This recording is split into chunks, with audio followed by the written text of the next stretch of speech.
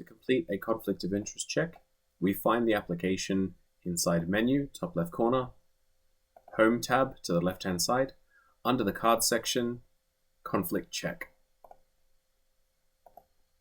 We then proceed to click New Check down the bottom left corner and use the search bar to enter the person's name that we are checking. We then press the search button to the right-hand side to conduct the search across the entire system. Now that the search is finished, it presents all the results for your investigation under Correspondence. These are all the potential mentions in either the name of the document or the content of any document inside the Leap case system, the matters that may be attached or described as the client's name, people, cards, and other sides. So there's some conflict parameters to look into.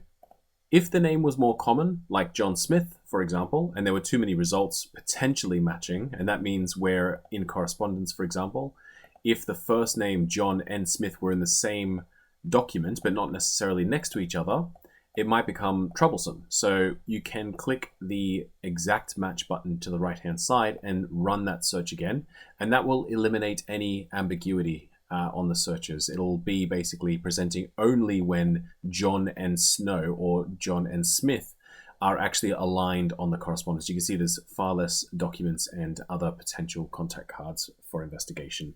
Now, over to the right-hand side of our record, we have a status control. So if this is in progress, and we're going to come back to this later, we can select in progress, save and close, and then open it back up to proceed later. Otherwise, we can give this a status outcome. So after our investigation, we may have found there's no conflict, and that's the status. We can then add the details of that conflict check inside there. This will depend on how much detail you typically want to record. I've added an example of details. This is just a note for the record itself. Now that I've got the status on the right-hand side, I've added my notes, I'm satisfied with what I see, I can hit save and close down the bottom.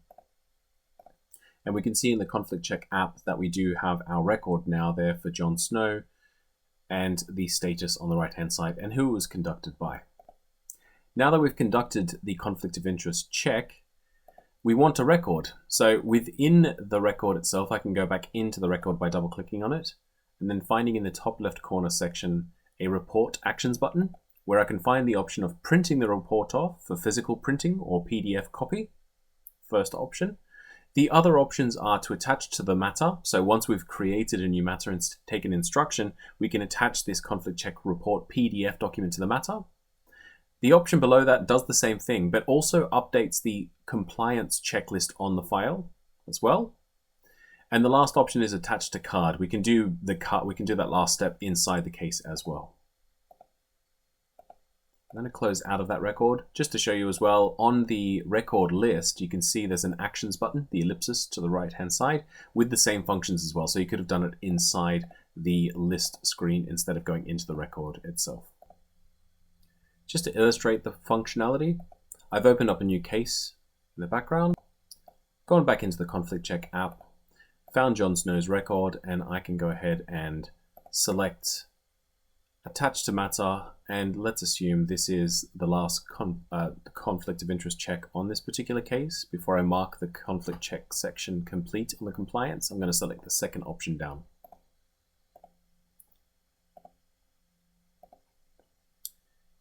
In the matter selector list, I've selected the case that it relates to.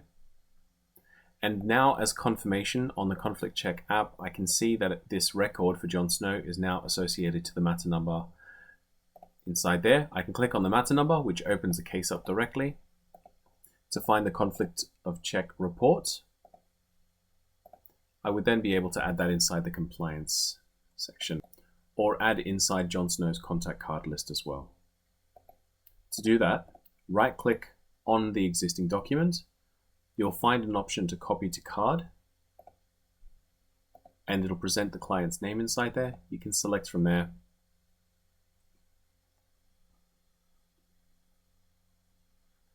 Now we've got the PDF conflict check report on the case and also inside the contact card under the Documents tab.